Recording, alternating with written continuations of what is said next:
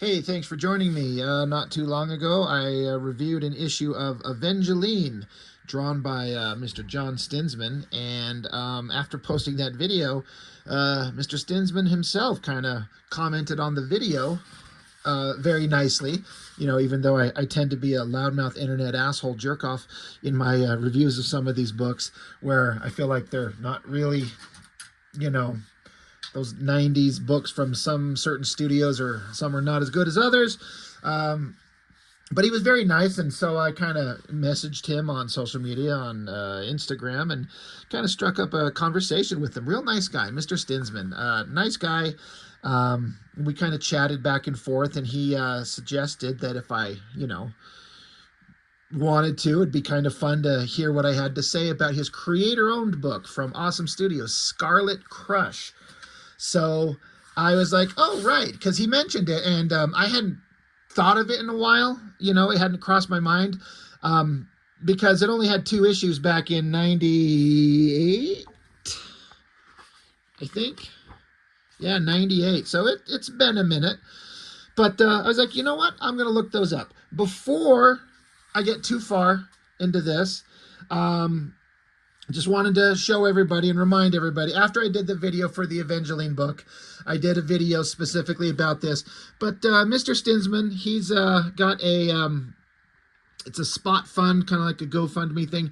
I did a whole video on this, and he's got a personal situation. He's in the hospital. He's got some significant challenges that he's had to deal with, and being an artist often means you don't have medical insurance and things like that, and he's kind of in a rough spot where he could, it's kind of hard to make ends meet financially. I talked all about this on my video that I did about it, and it kind of talks about it in here, so you can go look this up. But I just wanted to remind everybody about this. If you have the opportunity to go check it out, maybe help a fella out, help him out.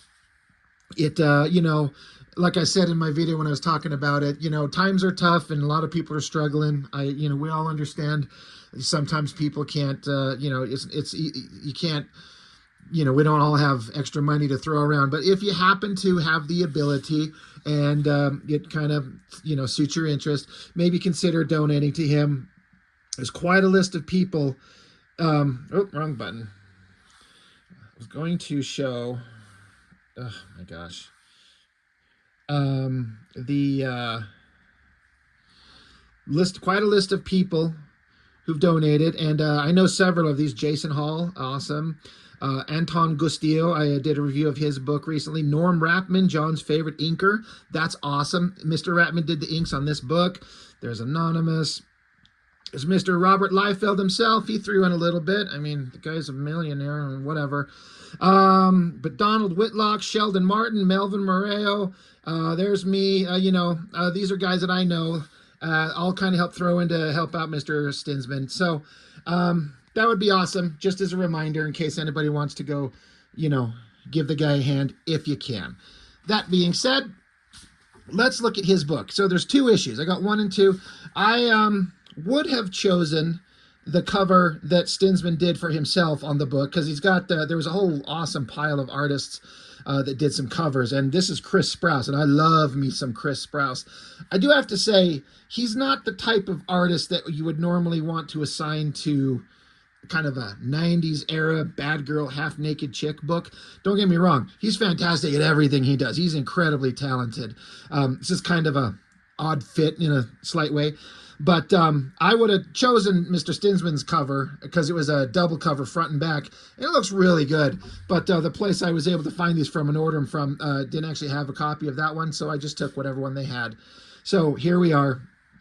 Again, I say that Chris Sprouse he's one of my favorite artists. His work on Tom Strong is incredible. And he's done several other things I love. But I got to say, in terms of drawing and getting the kind of vibe of the character right, Mr. Stinsman wins hands down between these 2 with the cover to issue 2. Like, that looks great. I mean, it's naughty, little bent over thing, the great boot designs, like it looks great, man.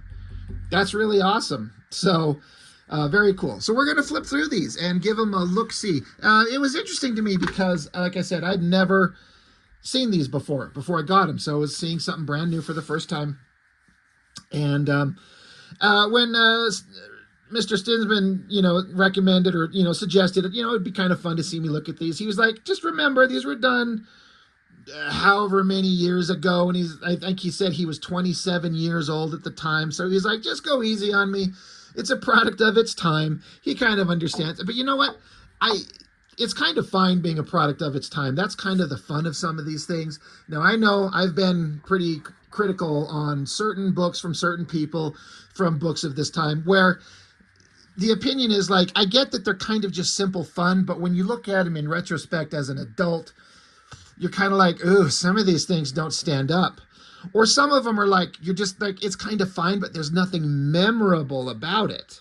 There's all these kinds of things like that. But what I was really interested in is that this is his creator-owned work. He wrote it, he penciled it. These are all his ideas. And that instantly makes it more interesting. It's kind of like I think about around about this time, Ian Churchill was out there doing that Coven series. And I'd seen Churchill's work before, and I kind of thought it was fine. Never really gravitated towards it. He was cool, but whatever. But when he was working on Coven, I was into it. I liked his art on those characters and that story. It was one of my favorite books at the time. I thought it was really good. I've got him. We'll look at him. So my point being is that when a creator, it's their own book. They're not drawing someone else's story, someone else's character. Even if you get a lot of input, on the story and the direction, it's still someone else's thing. I always make the kind of the point, like Gen 13 over at Wildstorm, J. Scott Campbell, he was the superstar and the book was only popular because of him, but it wasn't his book. He didn't own it. And when he goes off and does Danger Girl, man, you get the most perfect comic book series ever. It's amazing. So, Mr. Stinsman, he gets to do his own thing.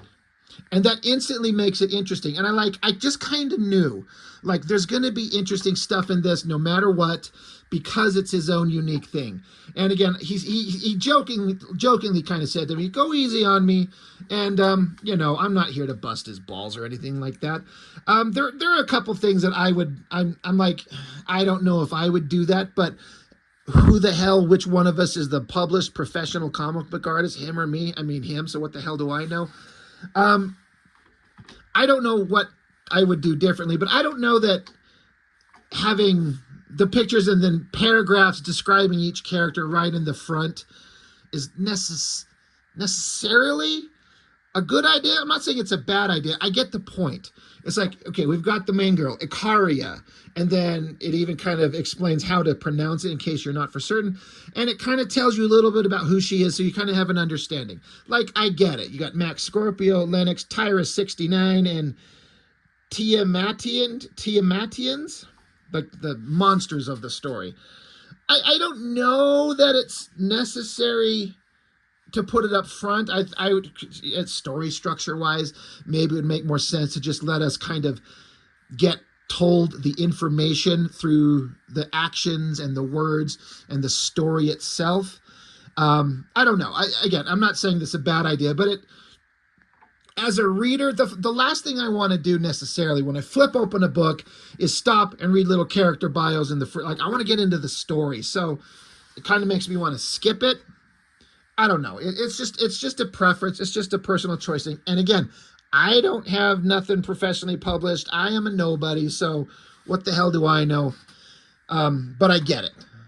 And so we start out with the prologue. In the not too distant future, daybreak on the second planet from the sun, Venus. So there's some humans on the planet and they're mining stuff. They're talking about how, life is hard, work is hard, but they're getting excited to kind of wrap up finishing doing this and get time to get back home to Earth and their families, that type of stuff.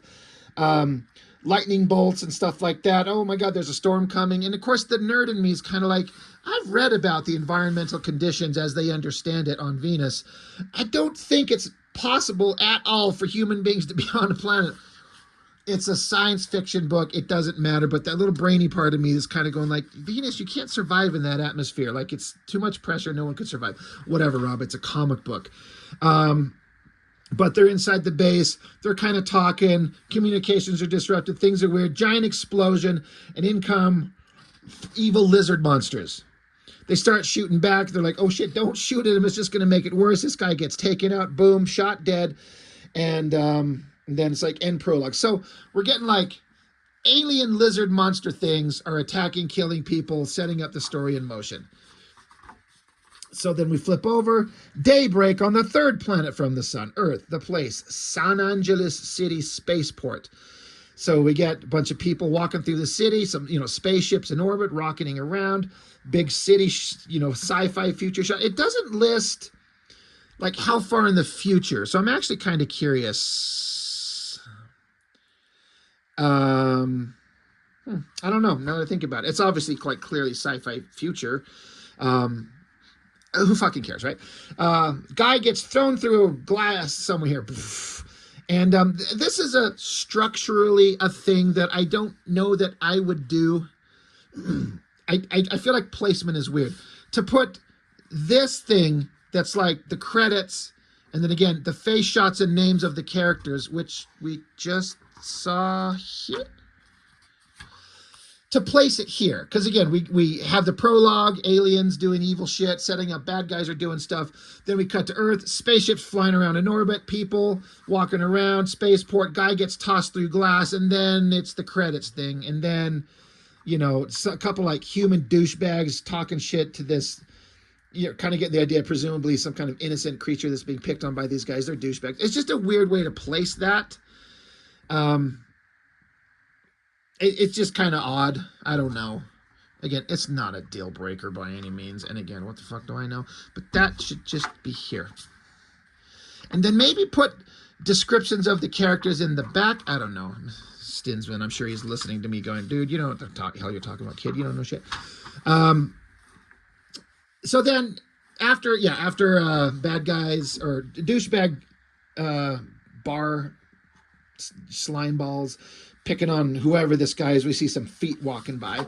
And so we get the title character. So there she is. Now, of course, I appreciate, this is 98. When was the bad girls trend in full swing? It was right at this time. In my brain, I have 97, maybe 96, because the comics kind of bubble, speculator boom and that type of stuff was about to dry up big time, and so the people were kind of looking for what was going to be the next big thing, and the bad girl thing kind of jumped on there. And so I gotta feel like there's a certain amount of that's a thing to jump on. And of course, John Stinsman had been drawing Evangeline, which is right there in the primo upper echelon of the 90s bad girl characters. And so that's kind of what he's known for. It's what he's kind of best at. So we're going to have hot super babe girl. Now, she's she's dressed kind of like a cop-ish. There's a badge and stuff like that. Super mini skirt and giant dominatrix fuck-me boots. I like them. And then little sidekick with giant stomp-me-in-the-head boots. So I've obviously flipped through all these issues so far. Not to make any complaints necessarily, but it's not a complaint. I'm not a super big fan of this drawing. It's certainly fine, but he gets way better with this character as the story goes on. And I kind of get it. I mean, I make my own amateur bullshit comics, so I kind of have some microscopic understanding. It's sometimes you kind of have to get going and get into a rhythm and get really familiar and comfortable with the characters. I don't know. There's some proportions that feel a little off. But all that being said, it's perfectly fine. But she shows up and she's like, hey, douchebag guys, you want to calm down and chill out? And so this guy gets in her face and sticks his giant hand and giant finger in her face. And so apparently she's either super strong or just some super talented, skilled martial arts badass where she takes his finger in a joint lock and slams his head up against a wall, puts a gun in another guy's face. So she's a badass. We're establishing that kind of law enforcement and a badass. I'm sorry, I'm a child, but this giant thumb kind of looks like wouldn't take much of a man. That's just a giant cock, and she's just cracking it in half, and he's probably still into it. But anyway, she's a badass, stopping them all and telling them to get lost, which they do. So now she's at the bar, and she's like, hey, I'm looking for a guy named Max Scorpio. So this is the 90s era. So the goatee, the cigarette, the big gambit hair, he's kind of he's the roguish kind of Han Solo douchebag type. Probably got a heart of gold. It probably says that. Um, yeah, basically, it's kind of a, I hate to say cliche implying bad, but you kind of get the idea of where we're going. So she's looking for him, and she's like, I'm looking for you. Here he is. So she wants to sit down and have a chat. So she's like, she flashes a badge. She's with the United Earth Police. He's like, all right, fine, let's sit down and talk. And so, of course, our Han Solo has his Chewbacca, which is a giant, weird, alien, muscular guy. They explain this is the character back in the front, Lennox, some kind of like oppressed alien race that is near extinction. So he's a giant monster. And he talks only in like alien, like there's text boxes from him speaking that we'll see in the book. But like right there, it's just alien speak. So we don't get to understand what he says. We can only infer what he's saying from the responses from his Han Solo. So we got super muscular Chewbacca and Gambit Han Solo. And so they sit down, they're chatting with each other. And she's like, I'm looking for this dude. It's Dr. Augustine Levine. He was abducted from a top secret defense installation 3 days ago. And we need to find him. And he's like, all right, yeah, well, I don't know about any of this. And why should I care? Of course, like he doesn't care. This is not his problem. And she's like, well, maybe you should help because Earth needs our help. And honestly, so do I. She kind of gives him all these reasons, like, we need to do this, and we're going to try and find him. I need to find him. I need to track him down. I need somebody who can help me track him down, but maybe that's you. Can you help me? He's like, you got the wrong guy. Find somebody else. And she's trying to convince him to, help. And she's like, there's more going on than what you think.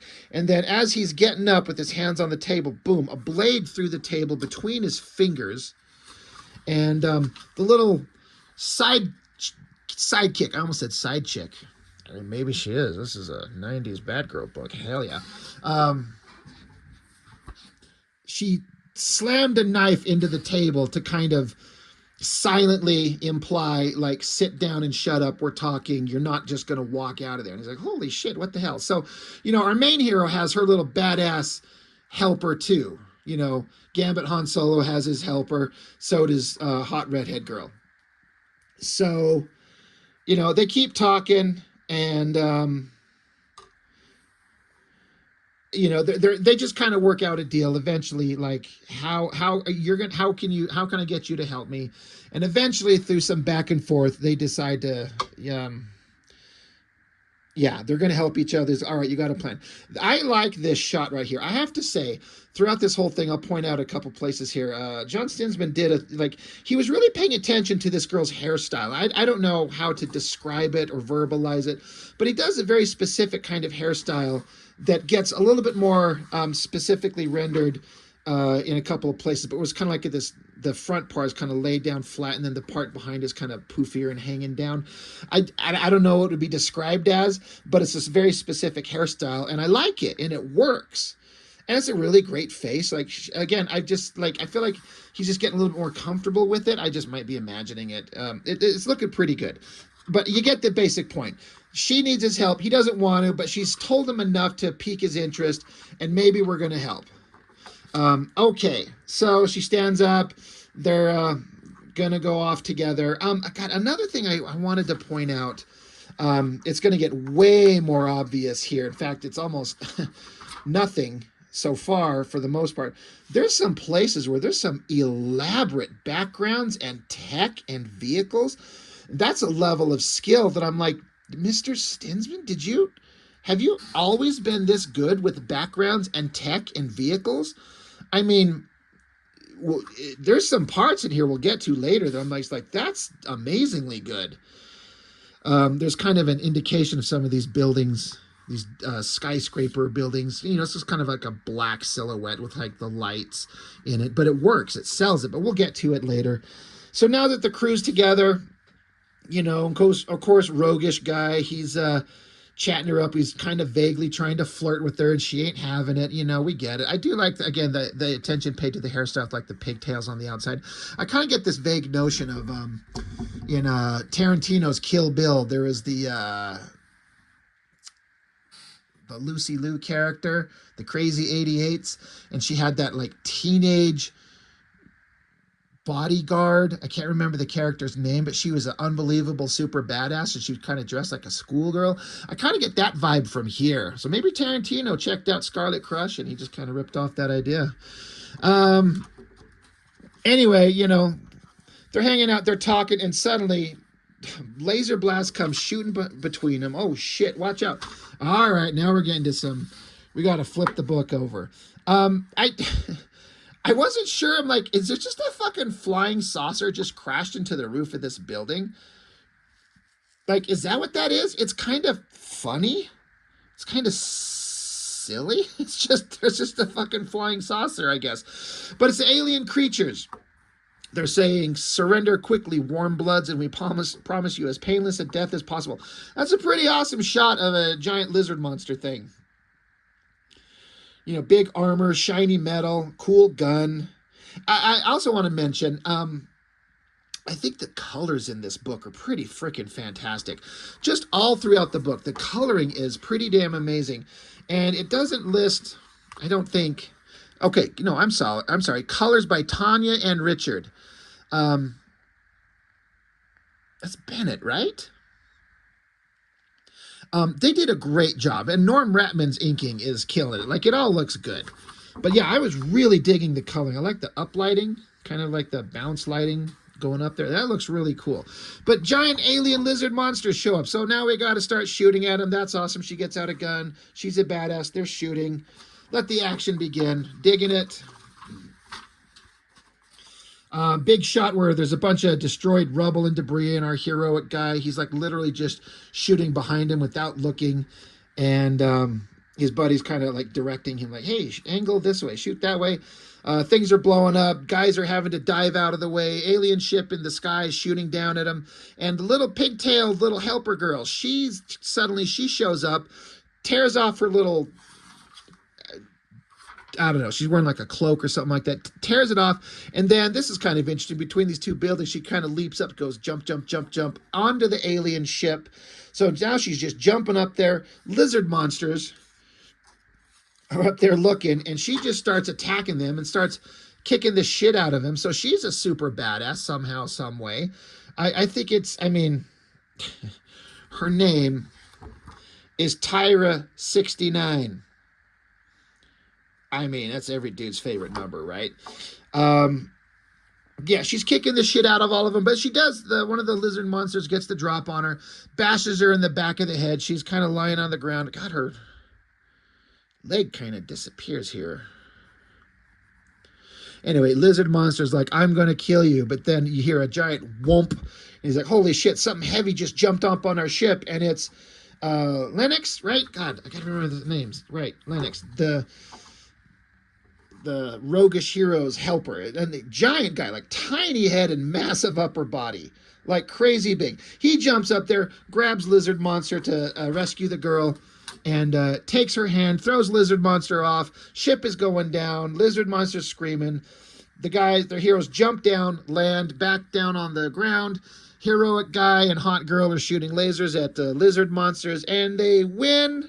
So they think, they pause for a moment, but then lizard monster gets the drop on hot girl, Ms. Scarlet Crush, and heroic guy, he's going to, you know, you're going to try and shoot the monster, or can you kill him before it kills her? But she kind of gestures with her hand, like, at least that's how I'm reading it. She's like, just like a gesture, like stop. So lizard monster's like, haha, I'm going to kill you all. But then just suddenly, surprisingly, lightning bolt, she's got a weapon in her hand, slices his hand off, and then does a swinging around in a circle and cuts lizard monster right in half. Again, coloring is awesome. If I had to offer a suggestion that no one asked for, because what the fuck do I know? these two pages spread out together and the pages are full bleed. The coloring of this awesome kind of laser sword, like it starts up here and then it comes down here and bleeds straight into this thing here. So at a glance, I was like, this is one big double page spread at a glance. Now, it didn't take me too long. Like, no, I was like, oh, no, it's not. Okay, it's just that. But it's just kind of like a visual. Is it saying a tangent is too much? But the way it all just kind of like flows together, because it kind of draws your eye. It just leads you straight through to here, which it leads you into the next page, but it's like a minor thing. I've said before, I'm not a fan of sound effects in comics, and this sound effect it's unreadable for the word, the onomatopoeia that it's supposed to be saying. Is that a SHHHUKK?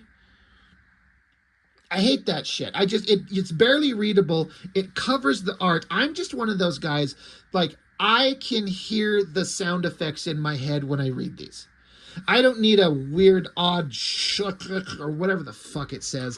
It just bugs me. I'm not a fan.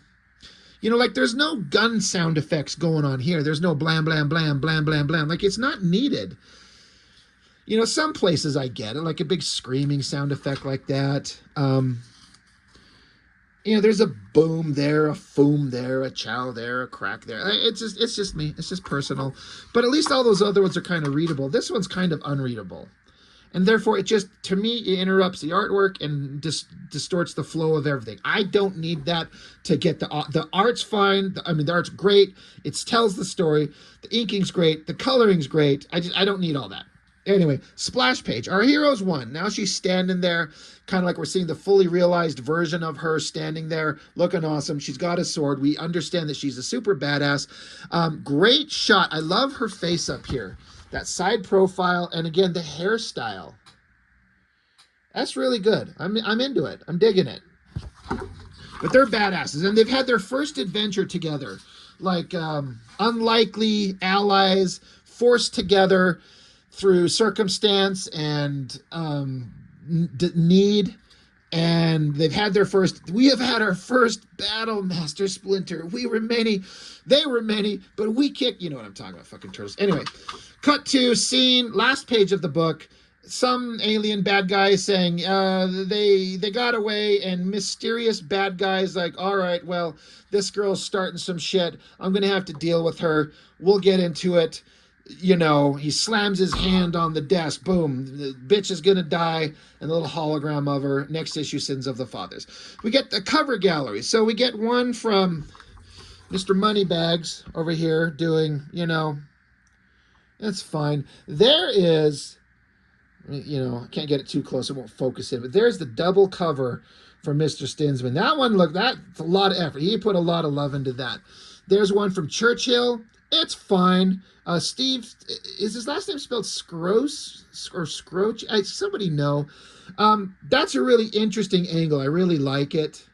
And then, of course, the one that I have by Chris Sprouse, which looks fantastic because Chris Sprouse is awesome. But, you know, I just don't see him drawing these kind of books. And so it just kind of throws me off a little bit. But yeah, at the time, Awesome Comics was having some stuff that was kind of cool. Fighting American, I was into it. Loeb was writing it, and Ed McGuinness was drawing some of them. I liked Coven. I never, ever got to see Kaboom. I heard good things about it. And, of course, this is the era when Alan Moore was going to write Youngblood. He wrote like 1.5 issues, and they're some of the best comics I've ever read, and they're just gone. You know, here's a lineup of the characters. Doc Rocket, Johnny Panic, Suprema, Big Brother, Twilight. Awesome. They were all such interesting characters. Way more characterization and interesting new characters in one issue of Youngblood than anything Liefeld ever did. And then I've seen these before, but these are just kind of penciled pages that the artist was doing for that Alan Moore Youngblood. He's so good. And there's more stuff. The Reject. I'm a fan. I loved Rejects. I'm unabashedly was a fan of like the 1.5 issue they made of that. Thought like in Fantasyland, Rob, Rob, wants to draw that book. It'll never happen, but I can fantasize. And then there's the Alan Moore Youngblood, there's the Coven, there's Scarlet Crush, yeah, there's the Fighting American, there's Kaboom. This is honestly the best that anything Liefeld had put together as a group and a crew ever could have been, was these books right here. They were legitimately good with some good writers. I was into them for the ones I saw. Again, I never did see Kaboom anywhere. And then there's a thing from Matt Hawkins talking about how awesome is exactly that awesome. Yeah, that damn Rejects. The time is near to stick this knife in her rear. The Rejects are coming, aren't we all? Anyway. Book 2. Again, I dig this cover. Mr. Stinsman. I mean, Chris Sprouse is an epic badass, but you win. Big time. If I had to guess, I'd imagine there's maybe some photo reference used. But I don't care. It looks great. And I could be wrong. You know, correct me. I'll hear it. I dig it a lot. So now we're back into the book. Now, see, we got the credits here. I don't like that coloring on the credits there. It's just a little hard to read. It's just not super clear. In this book, this is where it gets into it, especially where the backgrounds get super elaborate. It just takes a massive leap. So I was wondering, is there, again, 98, is there any kind of like digital kind of 3D wire model physical assets to assist doing this? I'm not saying that as a negative. If it is, on some of these scenes, you'll see some elaborate stuff. It's just a lightning leap ahead in terms of ability and skill than I thought was possible. And there's some vehicles floating around here that I'm like, this is some amazing stuff. So I'm kind of curious. And again, I don't think there's a problem with it. It's noticeably different, distinctly different. This is 98. It also, I get this kind of feeling in some panels we'll get into later. I get kind of a Fifth Element vibe with the flying cars and stuff. You'll see what I mean. It's fun. But yeah, look at this cityscape. This is downtown San Angeles. I mean, flying cars and buildings and lots of tiny detail, like very thin line stuff. So I like, it's either a bigger drawing reduced in size or it's some kind of 3D model something, but can they do that in 98? So we got a bad guy, or a bad guy. Not a bad guy. A guy. The way he's kind of presented, you feel like he's a bad guy, but he's like it's the police, basically the police chief. Let's just simplify it. Like the police chief. And of course, hot cop girl, Icaria, she bursts in. She's like, motherfucker, we gotta talk. Kicks the door open. And so there's another like small weird design element that I noticed. You'll see in a couple places where, again, I don't know, Mr. Stinsman seems like he's got like a predilection, is that the right word? For putting like shoulder design elements on the right side shoulders of several characters. There's the start. There's this guy, and I get the design thing there, but he's like, hey, come in. What do you got to talk about? And basically, I guess her request to form a team to go rescue that guy that she's looking for in the first issue has been denied. And she's making an argument for why this is important, why we need to do this. And she's like, look, there's certain things going on. There's politics. There's this, there's that. We can't do that. So she's pissed and she's going to turn in her badge. Which, I don't know, winged eagle thing. Kind of reminds me of like a Judge Dredd thing. But like, I was like, hey, is that Captain America's flying car? Fucking A. But like this stuff here, like look at the details on the backgrounds and perspective and everything. These flying vehicles. Again, Fifth Element in a way. I like it. But she's like, I'm fucking quitting. She tosses her badge to the ground and he's like, oh, all right. Whatever. Be a bitch. And then look at this panel up here. Look at those elaborate, detailed, round shapes. Like, again, I'm not saying it's wrong or right, but it just feels like a monumental leap in background perspective ability and from stuff that I haven't seen from Mr. Stinsman before. And if it works, like it gives you the sci-fi buildings that you need, and then look at all those vehicles. It's crazy. So I don't know. But I guess so now we're back with Heroic Guy and his giant monster pal, and little monster guy is kind of like playing with this pet. They're at the house of hot redhead girl, and he's literally sitting around and he's like, there's what does he say here? 468 channels, and he can't find anything to watch. And then he just finally stumbles across a porn channel. And look, and I'm trying to... Does the girl on the TV have red hair too? Irony of ironies. But I think that's hilarious. This is very much a dude thing. You're flipping through the channels, you find some fucking hot girl getting cornholed by a couple of probably lizard monsters, for all I fucking know. But they're kind of staring. And so guy's like, I bet you ain't never seen a broad move like that before. And guy says something. He's like, up yours, pal. You know I was totally wasted that night, and I thought we agreed we weren't going to bring it up. And then they both are watching, alien lizard, hot redhead, gangbang porn.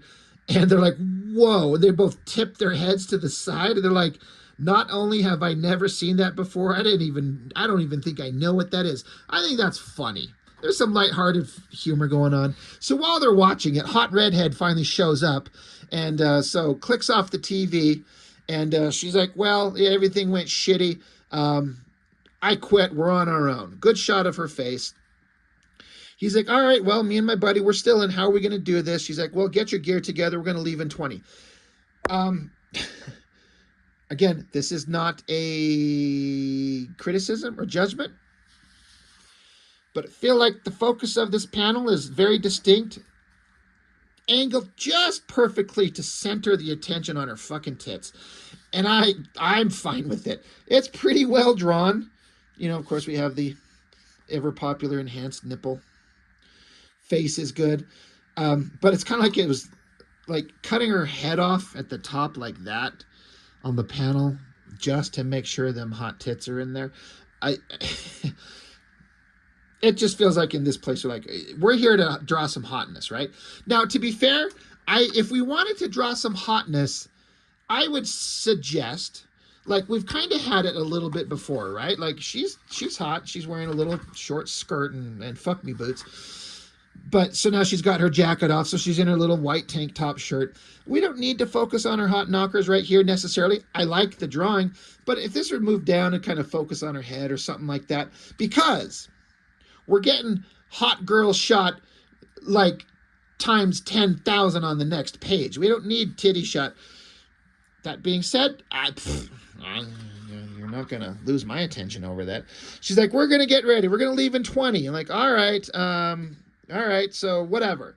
So suddenly, flip it over. Holy Jesus Lord. Guys are getting their guns ready, and we got some killing to do. And suddenly, there she is. She went from theoretically cop uniform to the hooker slut outfit. Holy shit. Again, this is late 90s. This is bad girl stuff. We need to show a lot. Well, we don't need to, but we're going to. And this is what we're here for. Like, the book is not pretending to be something that it's not. It borders on, like, that is a ridiculous outfit.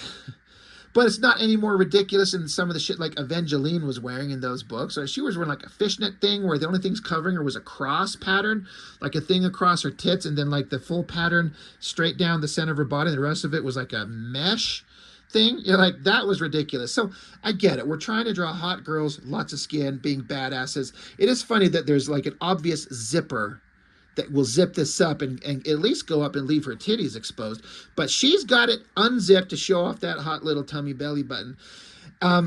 It's a pretty dang good drawing for being a hot bad girl thing. Again, the hairstyle, that kind of fold over on the bangs and then the back of it kind of folding over at the front. It's a great hairstyle. It works really well. Remember I was talking earlier how Mr. Stinsman, it just stands out to me. He kind of maybe likes to put design elements on the right shoulder. Got the little poofy tassel thing there. Well, she's got like a snowplow or something on her shoulder there. And Giant Monster Guy, he's always had this giant like spiked snowplow on his right shoulder. It's just a design thing that's on like 3 different characters. It just stood out. Like, it doesn't matter.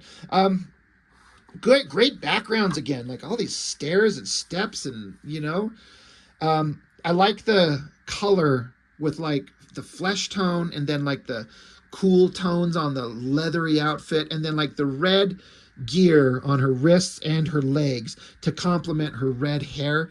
Like, design wise, I think it works. Like the red combined with everything, it's a good color distribution. on a pretty sexy figure. And that is clearly an outfit that is a thong, because that shit, you can see her bare back ass cheek. So you know that thing is crawling straight up her booty pipe, where I'm sure both these guys would like to be, myself included. So she's hot.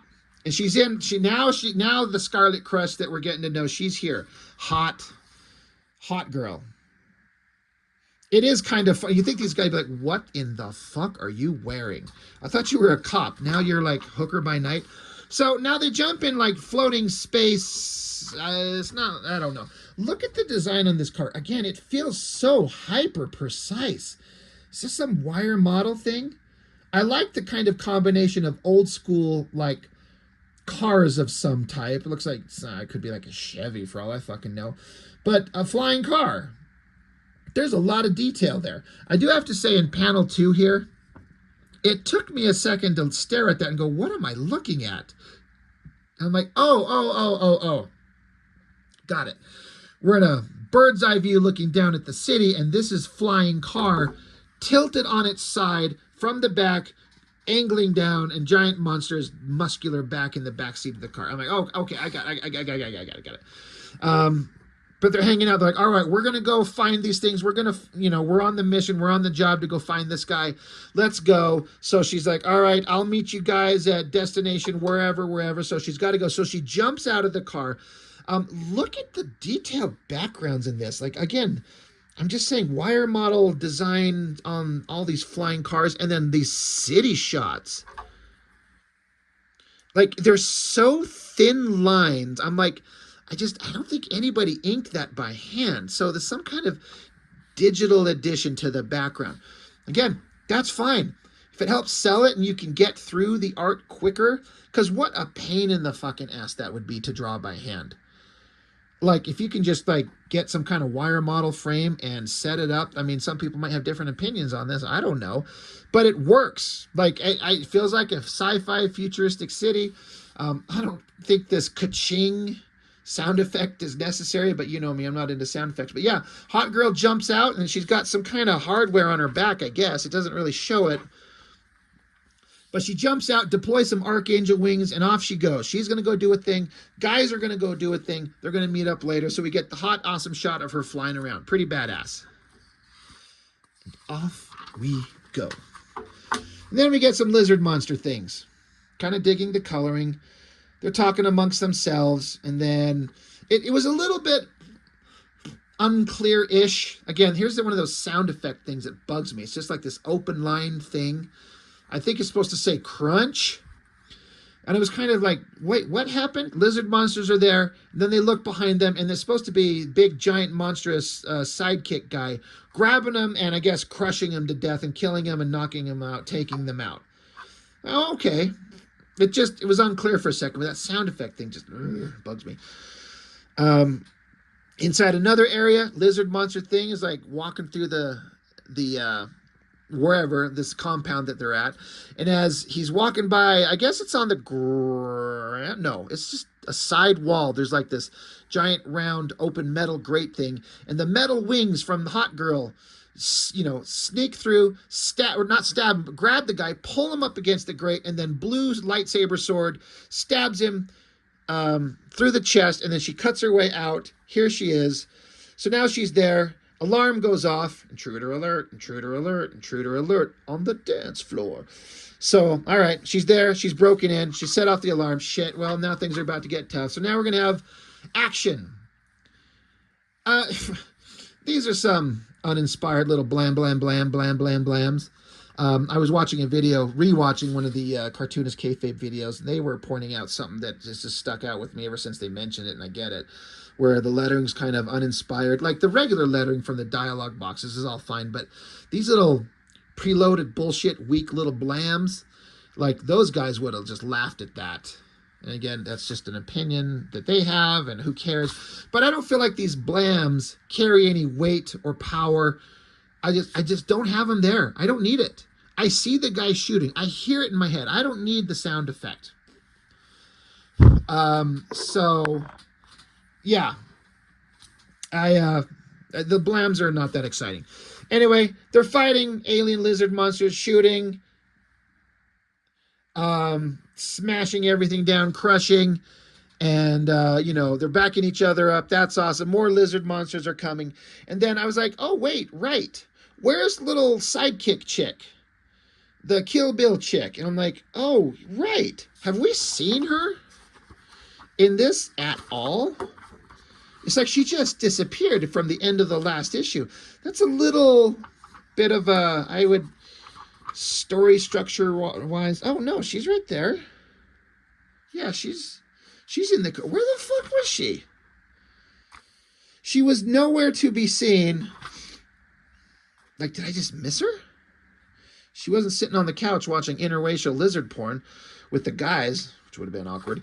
She's just there in the car. Okay, whatever. She's there in the car. Now she snuck her way inside the facility. She's crawling through she's doing a Die Hard John McClane, sliding through the area, setting up probably a bomb.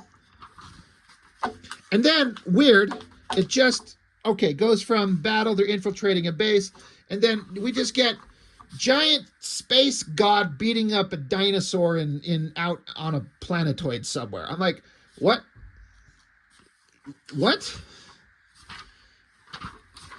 Okay, so asteroids floating through space, some tail getting beaten up or something. Then the monster's drawn really well. The coloring is fantastic. The giant bad guy, again, it's well drawn for what it is. The only problem it has, it's just such a, like, excuse me. Holy shit.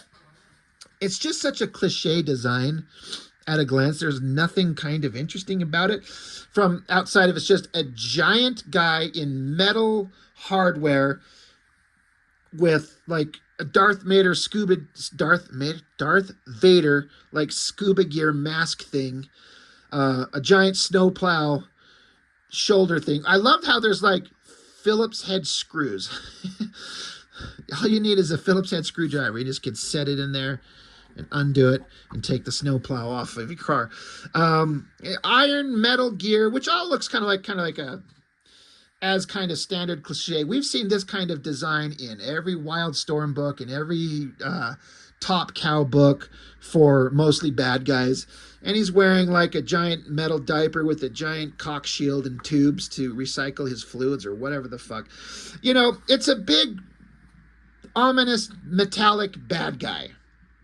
I'm kind of more interested in the lizard monster, but presumably some super giant threat for our heroes to face down the road. Okay, I'm not sure what he's doing here, if he just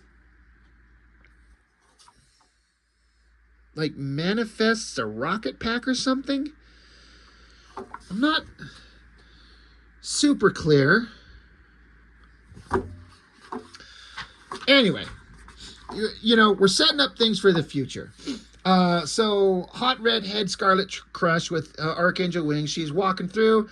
Keypad, boop, boop, boop, boop, gets inside. Great backgrounds again. She's looking around. She's looking for this guy. She thinks she hears a thing. And then we get a shot of old gray-haired, muscular, jacked as shit, naked guy hanging from a wall.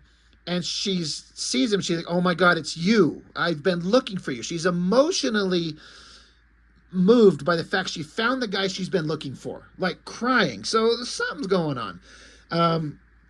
Alien lizard monsters, move away from the subject. Warm blood, make no attempt to interfere with the process. So she starts unloading on them.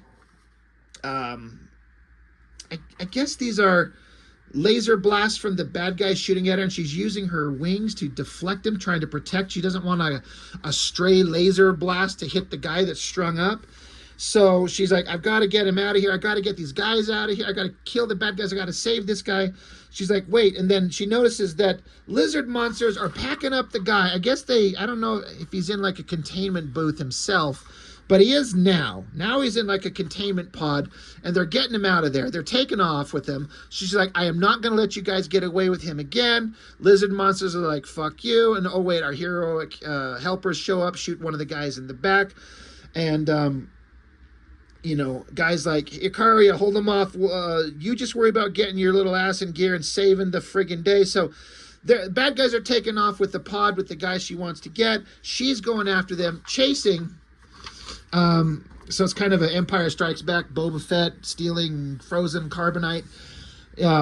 packing them onto some kind of space vessel. Again, the detail on this ship is crazy. Lizard monsters start getting shot because she shows up and she's unloading on them. Mysterious bad guy, probably the dude from the last page of the last issue.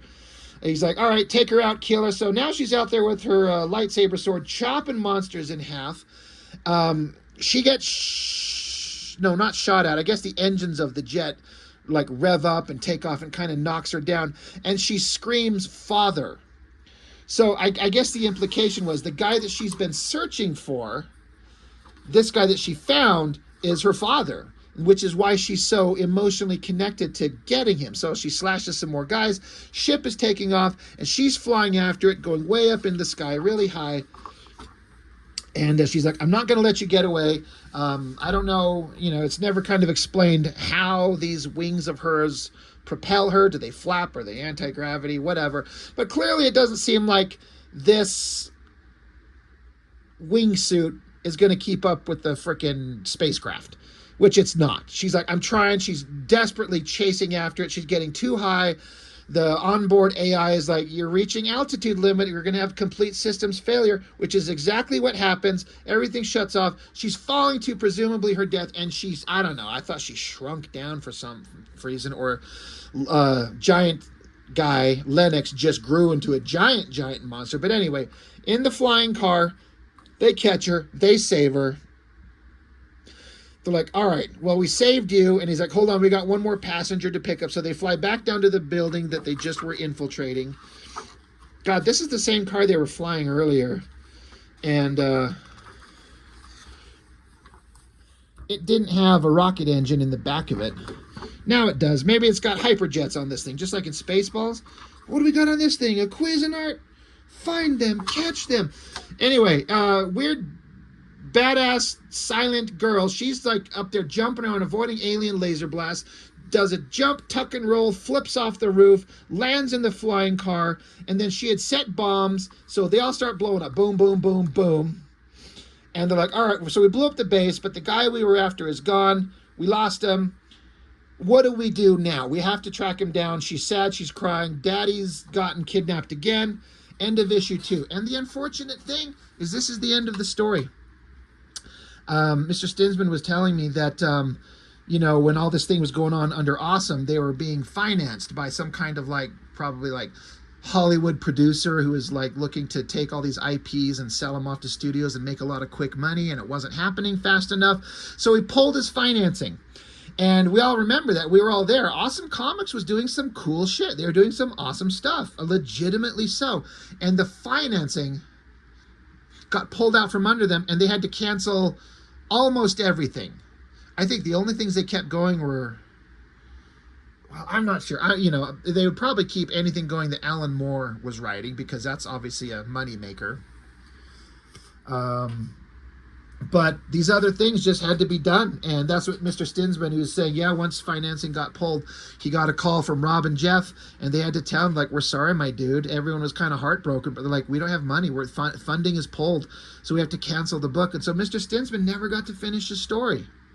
So this is him talking here about how excited he was. He's like, how cool is this? Only a few short years into his career, he's drawing his own comic. It couldn't be more awesome than this. He says, a big thanks to one hell of an inker, Norm. I hate inking these backgrounds, Ratman. So did he have to ink all those crazy backgrounds I'm going on about? Either way, it's a great inker.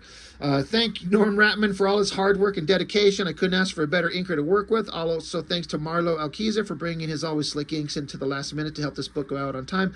And big thanks to Tanya, Richard, and everyone for doing a coloring job that was beyond breathtaking. Yeah, again, coloring in this is great. Also thanks to Brett Evans for his long nights working on corrections and making the book absolutely perfect. Comic Craft for doing the lettering. Thank you to Matt Hawkins for going above and beyond the call of duty as an editor. Can't tell you how great it is to work with an editor who truly cares about every aspect of this book. Thanks to Jeff Loeb for helping with his encouragement and advice on my first scripting job. Appreciate everything you do. Last but not least is thanks to Mr. Liefeld. Thank you for believing in me all those years ago, and thanks for believing in me still. Your genuine enthusiasm about Scarlet Crush and belief in its creator are more than enough to let me know there's no place in the industry I'd rather be. And he thanks a bunch of people. Thanks to my friends Chuck, Sal, Mike, Adam, Lisa, Tony, Ferd, and all those other folks out there who encourage me. And then the part I really kind of touched me is he thanks his mom. Biggest thanks goes out to the finest person I've had the privilege to know and love, my mom. Throughout all the years, there's never been anyone who's shown the faith and pride in me that you have. You've always been there through the good times and the bad. Your love and encouragement, never wavering. You know, I love you for that and a million other reasons. You truly are the best. I love that. I've said before in books, I like it when the creator will write something and talk to us, the reader. Yeah, I want to read the work, but sometimes I like to connect with the creator. Just tell me something about you and say something, which is exactly what he did. It's, you know, it's in issue 2. Maybe this would fit better in issue 1. But issue 2, he's like, I'm just I want to thank everybody. He's grateful. He's happy. He's feeling inspired, and everything's great. It sucks to read all of this, you know, beautiful stuff, all this thanks, and know that he doesn't get to make issue 3. I'm pretty sure they were working on issue 3 and funding got pulled and didn't get to make it. He did tell me, Mr. Stinsman, that he is actively working on revitalizing the property, and plans on doing a crowdfunder, a Kickstarter, to publish a book. And I was suggesting, I think now's the time for sure. There is feels like a resurgence of interest in 90s stuff, especially from the creators that all us kids knew back in the 90s, because all us kids are now grown-ass men with some money to spend, and to get an artist who we used to really love redoing something that they're passionate about. I feel like there's a market for that. There's an audience for it. I think it's a great idea. So hopefully he's able to pull that together soon, because I'll be there for it for sure. And blah, blah, blah, blah, blah, blah, blah. Menace. Yeah, Jada's a menace. Anyway, so this was fun to get to see. You know, it's not trying to be anything more than what it is. It's a action super babe comic with sci-fi and monsters and lasers and spaceships and all that kind of fun stuff. It's fun. It works. And, you know, Mr. Stinsman said it's the thing he's most proud of the work he did back in the 90s. And I get it. He should be. I feel the heart and passion in it. It's there. You know, is it perfect? No. But is anything perfect? No. And I really, really hope he's able to pull together, a revitalization of it, a crowdfunder when he gets it going. And Mr. Stinsman, I'll be right there to help shout it out to people. I'll help people know about it. I'll put it out there on my channel 100%. No worries about that. As soon as you're ready, I'll help you shout it out if you would like to have my assistance. I got a little bit of an audience somehow, and why not use it as a force for good, right? You know, rising tides raise all ships. Let's share the love and get things seen by people. And, you know, make your art, make your comics. I say this to everybody. Like, you know, if you're a creator, stop waiting. Stop world building and lore building and writing in books and stuff. Have you been doing that for 20 years? I'm not talking about anybody here. I'm not talking about Stan. I'm talking about just the general, you know, creative community out there. I know guys that have been trying to build their stories for the last 3 decades, and they still haven't produced not one fucking thing. Like, well, I'm still building out the characters. I'm like, I don't care anymore. Like, make a thing. Make it. And if you make it, it's not going to be perfect. It'll never be perfect. Just make it. And then you'll be done, and you've got it, and you've got momentum, and then you can build on it, and you'll do better on the next issue, and you'll get better, and you'll get better, and just keep going. Just start. Get the momentum going. Get some pages drawn. Start going and make a thing.